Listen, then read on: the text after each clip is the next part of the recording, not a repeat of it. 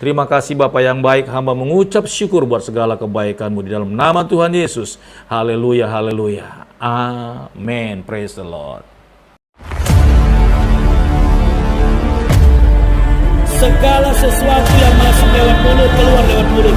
Tidak mungkin ada orang kerasukan roh jahat kalau tidak orang itu berkata di kumbaran setan. Dalam nama Yesus, dalam nama Yesus, dalam nama Yesus, Menjauhi kejahatan, bilang ini punya kerajaan surga, udah amin. Yesus sangat tahu bagaimana cara menyembuhkan orang buta itu. Dia ambil keputusan dan dalam nama Yesus, cepat. Jangan lama-lama. Aku perintahkan engkau demi nama Yesus. Baik saudara-saudaraku yang diberkati oleh Tuhan, ya, bagi teman-teman semuanya yang di sini, kalau ada pun nanti yang mau bertanya lewat kebenaran firman Tuhan ini, tidak apa-apa ya, karena seberapa jauh nanti kita mendengarkan firman Tuhan ini, biarkan Roh Kudus yang bekerja di hati saudara. Dan kalau saudara mau bertanya, nanti ya saya tunggu beberapa detik dan siapkan pertanyaan saudara. Kalau Pastor Daud bisa jawab di live ini sekarang, Pastor akan jawab. Tapi kalau belum, mungkin terlalu privacy atau terlalu rahasia, ya nanti bisa lewat chat nanti ya. Haleluya, praise the Lord. Yuk, mari sama-sama kita buka Alkitab kita saudara. Kita buka Alkitab kita, Matius pasal 18, haleluya. Matius pasal 18 ayat 1 sampai 5 saja. Kalau kemarin-kemarin kita panjang dan malam ini, ya Tuhan kasih yang singkat saja saudaraku, haleluya.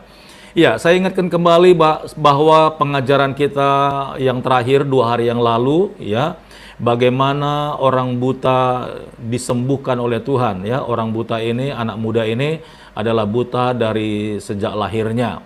Ketika murid-muridnya bertanya saudara kepada Tuhan Yesus, siapakah yang salah sehingga anak ini lahir buta? Apakah anak ini atau juga orang tuanya? Yesus berkata, bukan anak ini dan juga bukan orang tuanya, tetapi justru karena masalah inilah, lewat persoalan inilah Tuhan Yesus, nama Tuhan dipermuliakan. Haleluya. Jadi saudaraku, ya, lewat pengajaran kemarin kita belajar bagaimana anak muda itu dipulihkan dan diberkati oleh Tuhan, disembuhkan lewat sebuah pelayanan yang namanya Siloam, ya. Ketika Tuhan mengadukkan tanah di matanya, lalu menempelkannya mengaduk tanah, lalu menempelkan tanah itu di matanya, lalu Tuhan Yesus berkata, pergilah ke Siloam dan basuhlah tubuhmu, maka engkau akan sembuh. Lalu orang buta ini disembuhkan saudara, ya.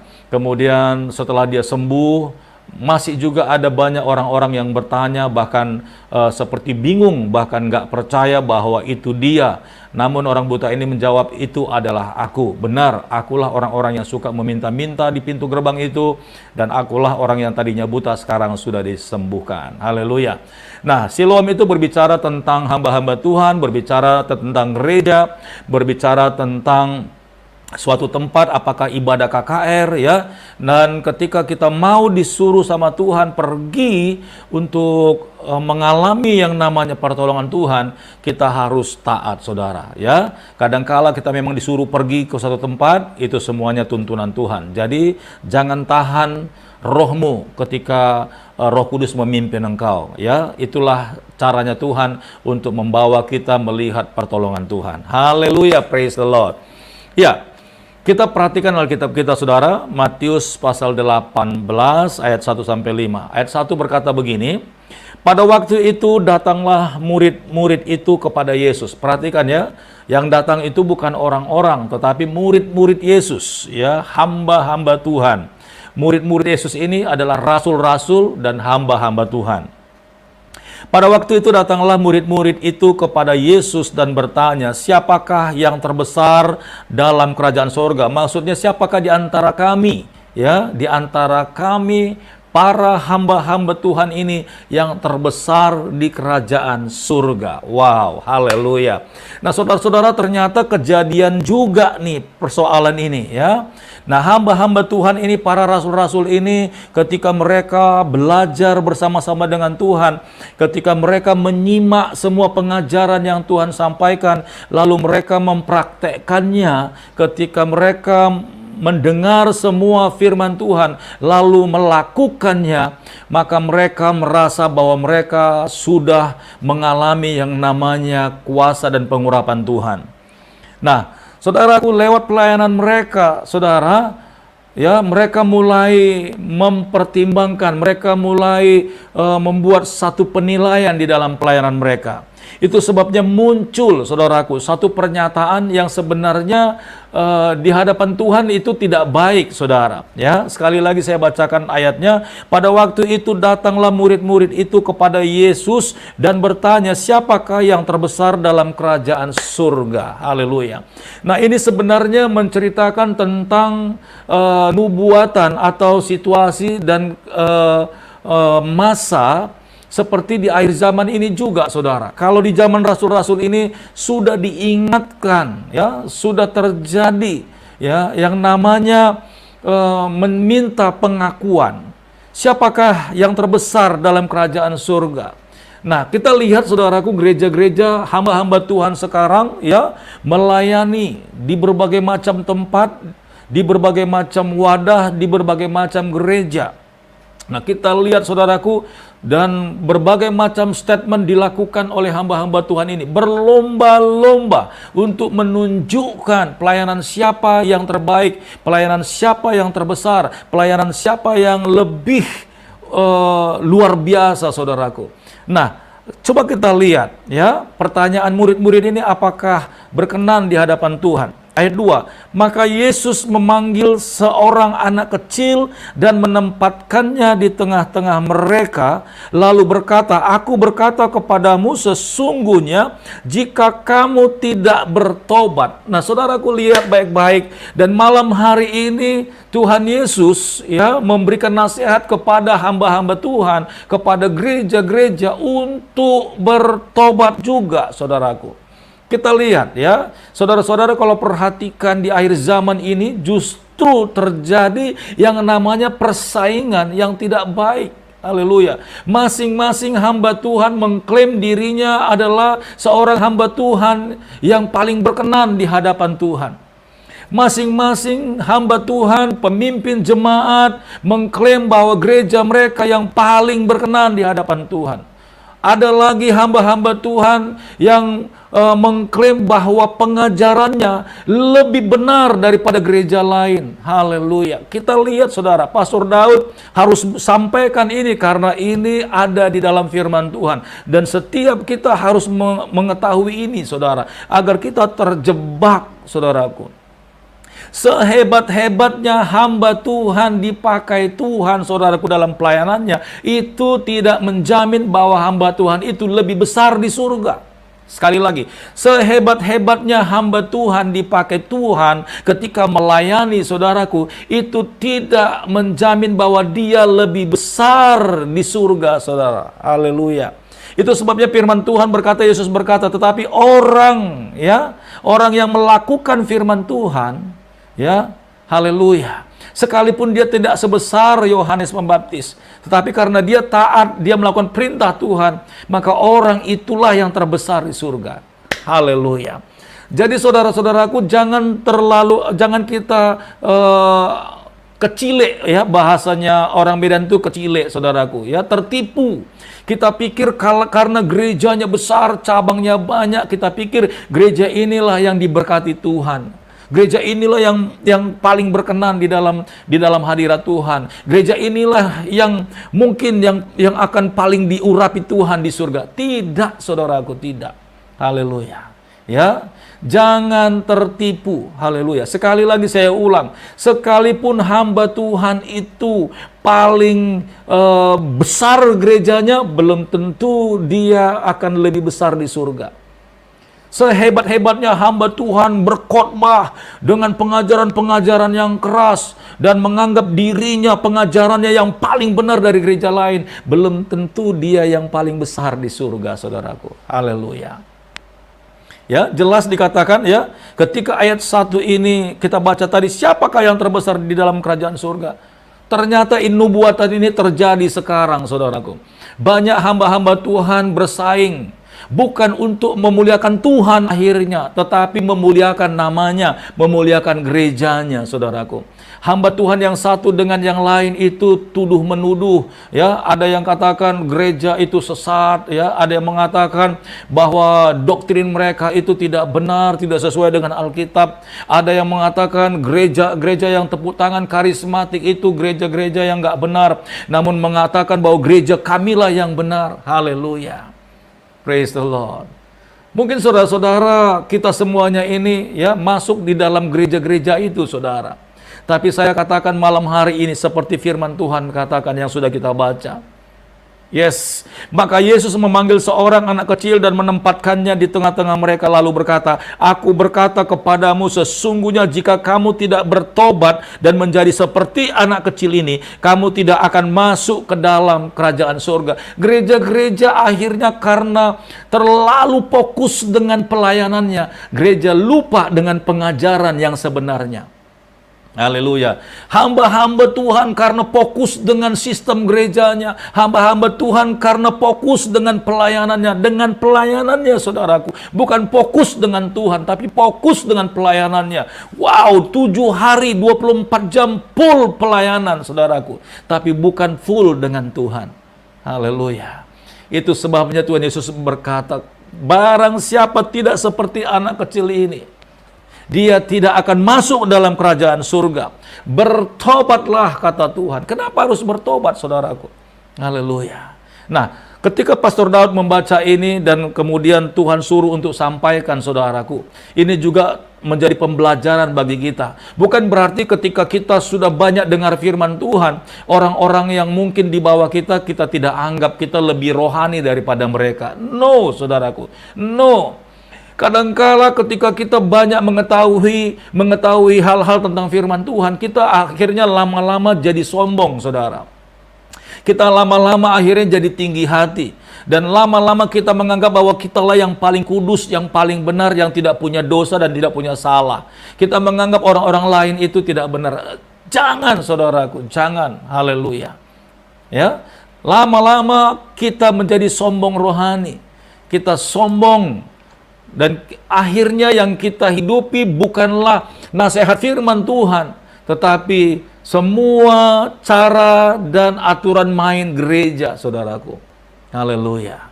Justru seharusnya semakin kita mengenal Tuhan, kita semakin rendah hati. Sekali lagi saya akan bacakan, saudaraku, ya. Lalu berkata, aku berkata kepadamu, sesungguhnya jika kamu tidak bertobat dan menjadi seperti anak kecil ini, kamu tidak akan masuk ke dalam kerajaan surga. Kenapa seperti anak kecil? Haleluya.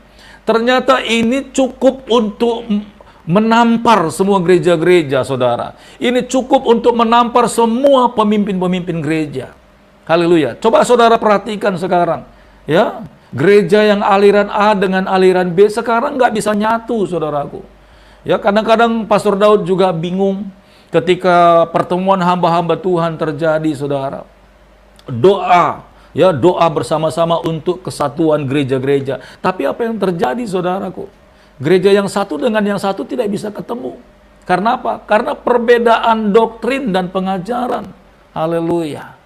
Kita boleh lihat di YouTube, saudaraku, ya. Kenapa Pastor Daud berani mengupas ini malam hari ini? Agar setiap orang-orang, bahkan hamba-hamba Tuhan yang menyaksikan juga YouTube dan program ini, saudara, mereka bisa mengerti. Mereka juga bisa berubah, saudara. Haleluya. Akhirnya banyak hamba-hamba Tuhan ini mencoba mengklaim gereja kami yang paling benar. Gereja kami yang paling diberkati sama Tuhan. Gereja kamilah gereja yang Tuhan paling berkenan. Haleluya. Praise the Lord. Yes, Lord. Haleluya. Nah, saudaraku, kenapa mesti Tuhan Yesus bawa anak-anak ini? Ya, sekali lagi ya, ketika murid-muridnya mengatakan siapakah yang terbesar di dalam kerajaan surga, Lalu Yesus mengambil seorang anak kecil dan menempatkannya di tengah-tengah mereka. Anak kecil inilah contoh, ya, siapa yang akan nanti masuk ke dalam kerajaan surga. Haleluya. Ya. Ayat ketiga, saudara, lalu berkata, aku berkata kepadamu, sesungguhnya jika kamu tidak bertobat dan menjadi seperti anak kecil ini, kamu tidak akan masuk ke dalam kerajaan surga.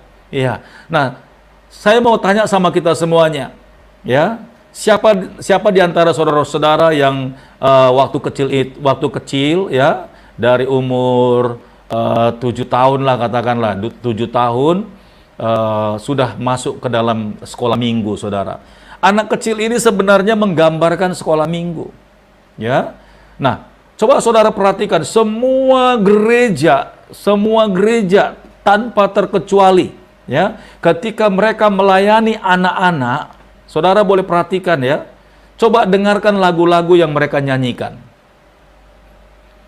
Kenapa gereja-gereja yang tadinya waktu kita lihat di atas itu bisa terjadi pemisahan, bisa terjadi perbedaan, bisa terjadi keributan, tuduh menuduh, sesat menyesatkan. Kenapa, saudara? Kenapa? Nah, sementara ketika kita masuk di dalam arena anak kecil di sekolah minggu, mereka gak pernah ributkan, saudaraku. Bahkan kalau dibuat ibadah nasional, ibadah sekolah minggu, semua gereja bisa kumpul. Tapi kalau untuk orang-orang yang dewasa, para hamba-hamba Tuhan, belum tentu bisa, saudaraku. Karena beda denominasi, ya, beda doktrin, nggak bisa nyambung, saudara. Tapi ketika urusan anak sekolah minggu, anak kecil, kenapa bisa? Haleluya. Dan di sekolah minggu, ketika saya masih kecil pun, ya, atau ketika saya melayani anak sekolah minggu, lagu-lagunya itu umum, saudara. Saudara boleh ingat dan perhatikan ketika anak kecil bernyanyi. Ku tak pandang dari gereja mana, asal kau berdiri atas firman-Nya. Saudara lihat, anak sekolah minggu ini katakan, ku tak pandang kau dari gereja mana. Artinya, dari gereja manapun sahabatnya tadi itu datang, anak kecil ini gak peduli, yang penting kau percaya Tuhan Yesus. Haleluya. Ya, ku tak pandang dari gereja mana.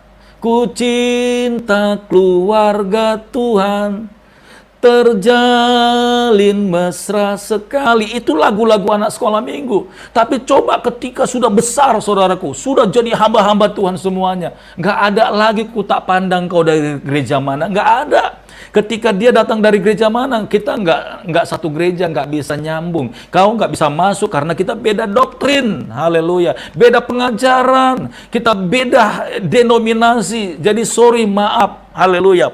Itu sebabnya ketika Pastor Daud pelayanan ke desa-desa, Pastor Daud pergi ke hutan-hutan, Pastor Daud pergi ke daerah-daerah. Terkadang Pastor Daud ditanya, Pastor Daud ini gerejanya apa? Haleluya. Kalau saya bilang saya karismatik, oh maaf Pak, gereja kami nggak terima yang namanya karismatik. Gereja kami nggak buka pintu buat hamba-hamba Tuhan yang karismatik. Haleluya. Begitu juga sebaliknya, kalau ada hamba-hamba Tuhan datang dan ingin melayani, dan ternyata di sana ada gereja karismatik, hamba Tuhan ini bukan karismatik, oh maaf Pak, kita beda denominasi. Lalu di mana anak kecil waktu dulu? Lalu di mana masa-masa di mana kesatuan itu boleh terjadi? Ku cinta keluarga Tuhan. Ku tak pandang kau dari gereja mana. Kok dulu bisa waktu anak kecil, tapi ketika sudah besar-besar, kenapa udah nggak bisa lagi, saudaraku? Haleluya. Itu sebabnya Tuhan marah sama murid-muridnya. Tuhan bilang, siapakah di antara kami ini terbesar di surga? Siapakah yang terbesar di dalam kerajaan surga? Tuhan bilang, gak ada. Tuhan bilang gak ada. Tuhan Yesus ambil anak kecil dan taruh di tengah-tengah mereka. Ini nih, seperti anak kecil ini. Haleluya. Kalau engkau tidak bertobat, semuanya dia tunjuk semua murid-muridnya. Kalau engkau tidak bertobat, dia tunjuk sama rasul-rasulnya. Kalau engkau tidak bertobat, dia tunjuk sama pendeta-pendeta. Kalau engkau tidak bertobat, dia tunjuk sama gembala-gembala sidang. Engkau tidak masuk dalam kerajaan surga. Oh, haleluya. Praise the Lord. Ini yang ngeri sekali, saudaraku. Sekali lagi, gereja tidak menjamin, saudaraku, untuk kita ini masuk surga. Nggak menjamin. Sehebat-hebatnya gereja di mana saudara ibadah, hati-hati, saudaraku. Saya bukan untuk memprovokasi saudara. Tidak, ini firman Tuhan bilang. Gereja ini banyak melakukan kesalahan. Haleluya. Ya, ayat 3 ini jelas Tuhan Yesus itu tegur dengan keras. Aku berkata kepadamu, dia tegur semua hamba-hamba Tuhan. Aku berkata kepadamu, dia tegur semua gembala-gembala sidang. Sesungguhnya jika kamu tidak bertobat dan menjadi seperti anak kecil ini, kamu tidak akan masuk ke dalam kerajaan surga. Heran, kenapa? Karena beda nama gereja kok jadi nggak bersahabat. Heran, kenapa hanya karena berbeda cara pengajaran kok kita nggak bisa ketemu. Haleluya. Tapi coba ketika anak kecil, saudaraku, luar biasa. Ku tak pandang dari gereja mana. Dahsyat kan, saudara. Makanya anak-anak kecil itu nggak punya pemikiran seperti tadi hamba-hamba Tuhan itu. Yang penting ketika dia percaya Yesus, kamu ini teman saya. Yuk main yuk, gitu ya. Yuk kita sama-sama memuji Tuhan. Coba kalau saudara kumpulin hamba-hamba Tuhan, semua hamba-hamba Tuhan, saudaraku. Semua orang-orang yang melayani Tuhan. Coba kalau bisa, nggak bisa, saudaraku. Haleluya. Nggak bisa. Nah ini dia, saudaraku ya. Jadi kita harus benar-benar belajar untuk melakukan seperti apa yang Tuhan mau kerjakan. Haleluya. Praise the Lord. Ya, saya berharap siapapun ya, mungkin di belakang sahabat-sahabatku yang ada di Rema ini, ya, hamba-hamba Tuhan yang mendengarkan khotbah ini atau pengajaran ini. Haleluya. Matius 18 ini cukup menjadi teguran bagi kita hamba-hamba Tuhan agar kita tidak dipisahkan karena denominasi gereja, agar kita tidak dipisahkan hanya karena perbedaan pengajaran dan doktrin. Nah, saya pernah ketemu lagi dengan seorang hamba Tuhan, saudaraku. Lebih parah lagi. Mereka ini masih persekutuan, saudara. Ketika saya berdiskusi dengan satu orang yang melayani di persekutuan ini, saudara. Ya, lalu saya bilang, yuk kita berdoa biar gereja-gereja di Indonesia ini boleh bersatu dan Indonesia dapat dimenangkan. Saudara, apa yang dia bilang, saudaraku? Dia merasa risih, saudaraku. Seakan-akan gereja persekutuan dia inilah yang paling kudus, yang paling berkenan di hadapan Tuhan. Persekutuan dia inilah yang benar-benar Tuhan Yesus suka hadir. Seakan-akan dia tidak menganggap lagi gereja lain itu menjadi rumah Tuhan. Bahaya, saudaraku, bahaya. Kita lihat sekarang, saudaraku, apalagi gereja-gereja YouTube sekarang ini, gereja-gereja medsos ini sekarang begitu menjamur, banyak hamba Tuhan tiba-tiba muncul. Tapi kita lihat, saudara, seberapa banyak hamba-hamba Tuhan satu visi, seberapa banyak hamba-hamba Tuhan satu pengajaran, seberapa banyak hamba-hamba Tuhan saling mendukung, saling menopang. Kita lihat hamba-hamba Tuhan yang ada sekarang justru saling menunjuk-nunjuk, saudaraku, justru saling menghina, memaki, mencaci. Haleluya. Itu karena apa, saudara? Karena pengetahuan intelektual manusianya. Mereka bukan semakin tinggi pengetahuannya tentang firman, bukan semakin kenal dengan Tuhan, tapi semakin jauh dari Tuhan. Haleluya. Bahkan berani menghakimi, berani menghukum hamba Tuhan karena tidak sesuai dengan apa yang dia pelajari, saudaraku. Semakin tinggi hamba-hamba Tuhan pengetahuannya tentang teologi, semakin jahat justru, saudaraku. Kalau boleh tidak ada lagi gereja lain, justru harus gereja saya yang berdiri. Kalau boleh hamba-hamba Tuhan lain tidak boleh lagi ada, hanya dari gereja kami hamba-hamba Tuhan yang ada. Haleluya. Parah, saudaraku, parah. Haleluya. Kita harus hati-hati. Itu sebabnya Amos 5 ayat 4, saudaraku, berkata, ya, sudah dinubuatkan memang. Amos 5 ayat 4, ya, ini sering kita baca, saudara. Amos 5 ayat 4 berkata, sebab beginilah firman Tuhan kepada kaum Israel, kepada orang Kristen, kepada orang-orang yang percaya, yang menyembah Allah, menyembah Yahweh. Carilah aku, maka kamu akan hidup. Janganlah kamu mencari Betel. Betel itu rumah roti. Betel itu berbicara tentang gereja, saudaraku. Jangan cari itu. Haleluya. Karena itu tidak menyelamatkan, tetapi carilah aku, kata Tuhan, maka engkau akan hidup. Haleluya. Kita harus belajar sama-sama, saudaraku. Semakin saudara, sahabat-sahabatku semua yang ada di rumah ini, semakin kita mengerti, kita semakin memahami tentang yang namanya kebenaran firman, seharusnya kita semakin takut. Kita semakin belajar mengasihi bagaimana saudara-saudara seiman ini boleh rukun dan boleh sehati dan sepaham.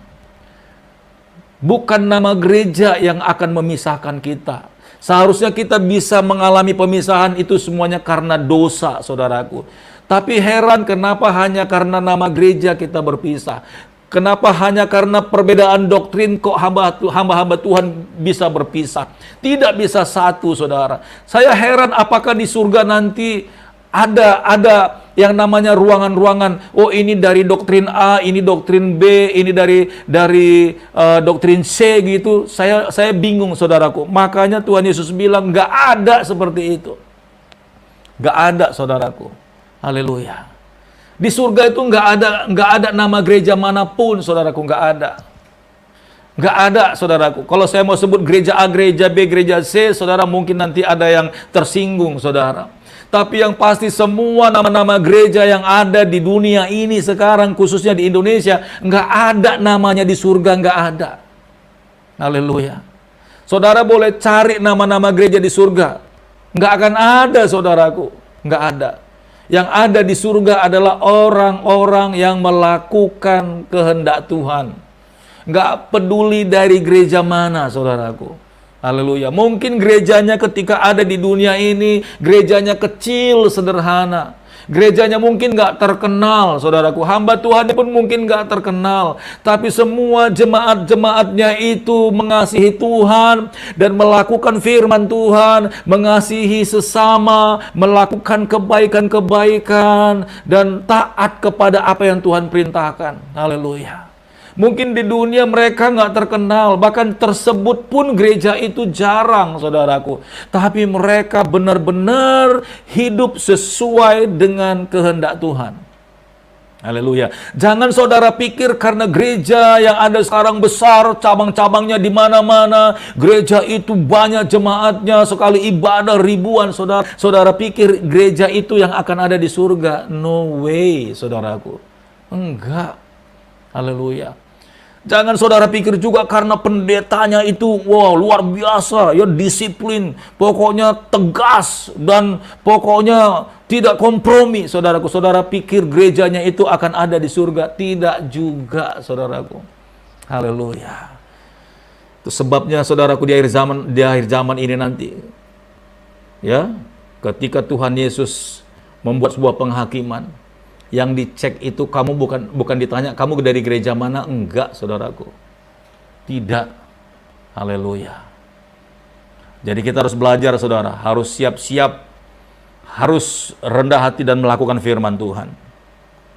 Kita lihat, ya. Saya ulang ayat 3 dan saya baca ayat 4. Lalu aku berkata kepadamu, sesungguhnya jika kamu tidak bertobat dan menjadi seperti anak kecil ini, kamu tidak akan masuk ke dalam kerajaan surga. Sedangkan barang siapa merendahkan diri dan menjadi seperti anak kecil ini, dialah yang terbesar dalam kerajaan surga. Haleluya. Gereja-gereja bukannya tambah rendah hati, tapi tambah sombong, saudaraku. Haleluya. Yang dihitung tuh aset. Yang dihitung itu jumlah jemaat. Jutaan jemaatnya, saudaraku. Kebanggaannya di sana. Tapi pertanyaannya, seberapa besar mereka berdampak kepada sesama, saudaraku. Haleluya. Kadang-kadang, saudara, kita lihat yang di sebelah ini gerejanya besar sekali. Tapi di ujung jalan sana ada lagi gereja yang kecil. Hamba Tuhannya nggak pernah ketemu. Hamba Tuhannya nggak pernah fellowship. Jemaatnya pun lewat begitu aja, nggak setegur sapa, saudara. Haleluya. Dan nggak saling menganggap. Coba saudara bayangkan. Dari sisi satu, saudara, gereja ini, semuanya lengkap, sound systemnya, pokoknya semuanya luar biasa, saudaraku. Sementara di ujung jalan sana ada satu gereja kecil, jemaatnya dikit, hamba Tuhannya itu apa adanya, saudara. Haleluya. Tetap gereja yang besar itu tidak melakukan apa-apa. Wow. Jangan tertipu dengan yang namanya fisik, saudaraku. Jangan. Haleluya. Ada lagi hamba Tuhan yang ngaku-ngaku pengajarannya, doktrinnya itu luar biasa. Nggak mengakui gereja yang manapun kecuali gereja dia, saudaraku. Gereja yang sealiran dengan dia. Tidak menganggap gereja lain. Kadang-kadang Pastor Daud bertanya-tanya, memang kalau memang cuma dia gereja yang benar, lalu orang-orang yang bertobat dan akhirnya terima Tuhan Yesus di pelosok-pelosok ujung sana, itu apakah karena mereka? Atau karena ada hamba-hamba Tuhan lain yang mungkin tidak satu denominasi, yang mungkin tidak satu pengajaran dengan mereka, tapi ada hamba-hamba lain, hamba-hamba Tuhan yang lain, saudaraku, yang mau dengan rendah hati diutus Tuhan ke pulau-pulau, ke desa-desa, ke pedalaman-pedalaman, dan memenangkan jiwa, mempertaruhkan hidupnya, mempertaruhkan waktunya, mempertaruhkan keluarganya, hanya untuk memenangkan jiwa. Haleluya. Praise the Lord. Luar biasa anak kecil ini, saudara. Anak kecil, polos, tulus, dan gak ada neko-neko di dalam pikirannya. Luar biasa, saudara. Sedangkan barang siapa merendahkan diri dan menjadi seperti anak kecil ini, dialah yang terbesar dalam kerajaan surga. Dengar, hamba-hamba Tuhan. Ini teguran sebelum harinya tiba. Semua kehormatan manusia itu akan runtuh. Semua kemegahan dunia termasuk bangunan-bangunan gereja akan runtuh. Kita lihat sekarang di YouTube, saudaraku. Kita lihat sekarang berita. Di Prancis, haleluya, 3.000 gereja besar-besar dihancurkan. Kenapa? Karena jemaatnya sudah nggak mau ibadah di gereja lagi. Karena tidak mendapatkan sesuatu. Justru bangunannya besar-besar, orangnya nggak ada, saudara. Akhirnya nggak berfungsi. Dan banyak gereja-gereja dijual sama pengusaha-pengusaha dan dirubah fungsinya. Bukan menjadi tempat rohani lagi, tapi menjadi diskotik, saudaraku. Haleluya. Dihancurkan. Bahkan hamba-hamba Tuhannya tidak lagi melakukan kebenaran firman Tuhan, tetapi mereka melakukan kebejatan-kebejatan. Itu semuanya karena kesombongan secara dunia, saudaraku. Seharusnya hamba-hamba Tuhan semakin dipakai Tuhan, semakin rendah hati, semakin bermanfaat, semakin berfungsi, semakin berguna bagi banyak orang. Bukan ada batasan-batasan, bukan ada tembok-tembok pemisah, bukan ada penghalang-penghalang karena beda nama dan pengajaran, saudaraku. Haleluya. Praise the Lord. Haleluya. Ya, saudara-saudaraku yang diberkati oleh Tuhan, kita harus belajar seperti anak kecil ini. Saudara boleh lihat ayat 5. Dan barang siapa menyambut seorang anak seperti ini dalam namaku, ia menyambut aku.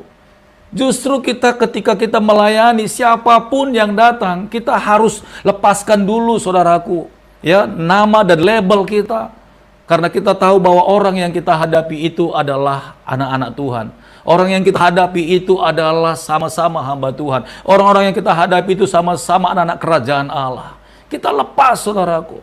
Semua kepintaran kita, kemegahan kita, kekayaan kita, semua keterkenalan kita, itu semuanya daging, saudaraku. Enggak kita bawa ke surga, enggak, saudaraku, enggak kita bawa ke surga.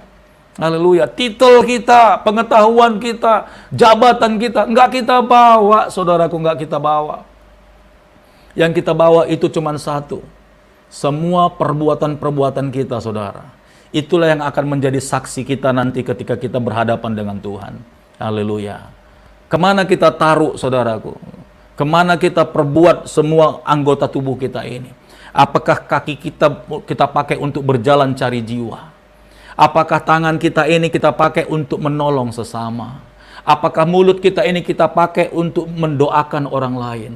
Apakah telinga kita ini kita pakai untuk mendengarkan nasihat-nasihat dan keluhan-keluhan orang-orang lain juga? Apakah pikiran kita ini kita pakai untuk mensejahterakan orang-orang? Itu yang benar, saudaraku. Haleluya. Ya, praise the Lord. Saya percaya semuanya kita semakin kuat, saudaraku. Haleluya. Seharusnya hamba-hamba Tuhan ini bersatu. Seharusnya gereja-gereja bersatu. Seharusnya rumah Tuhan ini tidak membedakan yang namanya suku, ras, bangsa, dan juga apapun itu, saudaraku. Haleluya. Kita saling merangkul. Coba kita lihat ketika gereja-gereja dihancurkan, ketika gereja dilarang dibangun di satu daerah. Kadang kala miris, saudaraku. Gereja yang lain katakan, itu kan bukan gereja kita. Tidak ada respon, saudara. Tidak ada respon. Seharusnya yang namanya gereja ketika menghadapi masalah, saudaraku, dari orang lain, kita lihat banyak sekali gereja-gereja menghadapi tekanan. Semua hamba Tuhan itu harusnya gandengan tangan. Ini enggak, gereja sama gereja serang-serangan. Hamba-hamba Tuhan satu dengan yang lain itu saling gontok-gontokan. Maka ketika gereja mendapatkan tekanan, akhirnya gereja nggak punya kekuatan, nggak ada kesatuan, saudaraku. Haleluya. Praise the Lord. Kasihan, saudaraku, kasihan. Bagaimana cara kita untuk memenangkan Indonesia? Bagaimana cara kita memenangkan seluruh umat manusia, saudara? Kalau kita sendiri tidak punya yang namanya kesatuan. Kalau kita lihat di pengakuan iman rasuli, ya, di poin yang terakhir, aku percaya kepada Roh Kudus. Ya, satu gereja Kristen yang kudus. Haleluya. Gereja-gereja mengakui statement pengakuan iman, tapi faktanya, buktinya nggak pernah terjadi, saudaraku. Haleluya. Praise the Lord, praise the Lord. Ya, nah kita harus belajar menjadi anak kecil ini, saudara. Ya, lewat pengajaran malam hari ini saya tidak fokus semuanya kepada gereja, saya tidak fokus kepada hamba Tuhan, tapi setiap saudara-saudara yang mendengarkan ini, yuk sama-sama kita mulai saling berbagi, saudara. Ku tak pandang kau dari gereja mana, asalkan kau berdiri atas firman-Nya.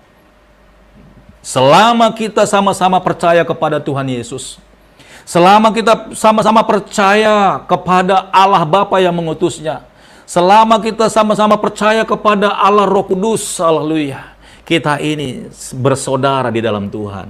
Haleluya. Praise the Lord. Ya, dan barang siapa menyambut seorang anak seperti ini dalam namaku, ia menyambut aku. Haleluya. Jadi malam hari ini, saudaraku, ya, ini nasihat yang Tuhan sampaikan dan Pastor Daud harus bagikan. Haleluya. Ya, agar kita berdoa agar gereja-gereja boleh bersatu, saudaraku, agar gereja hamba-hamba Tuhan melepaskan kesombongannya, jabatannya, namanya, dan kecerdasannya, karena bukan itu yang menentukan dia bahkan membawa gerejanya ke surga. Tidak, saudaraku, tetapi semakin rendah hati dan semakin mengasihi, itulah passwordnya dia, itulah pasportnya dia untuk bisa berangkat ke surga, saudara. Haleluya. Praise the Lord. Saya mengasihi Azel, saya mengasihi Kurus Gukang, ya, saya mengasihi saudara-saudara yang ada di sini, Ibu Tuti dan juga Mario. Saya nggak peduli kalian dari gereja mana. Selama kalian mau percaya kepada Tuhan Yesus dan percaya kepada pengajaran yang benar, haleluya, kalian ini adalah saudara-saudaraku. Nggak peduli, saudaraku, saya nggak peduli. Itu sebabnya Pastor Daud sangat senang melayani di media sosial ini, saudara. Karena yang Pastor Daud ajarkan bukan doktrin. Yang Pastor Daud ajarkan itu bukan kecerdasan saya, tidak. Tapi apa yang Alkitab katakan, itu yang harus kita lakukan. Apa yang Tuhan Yesus perintahkan, itu yang harus kita buktikan, saudaraku. Jadi bukan sekedar ngomong.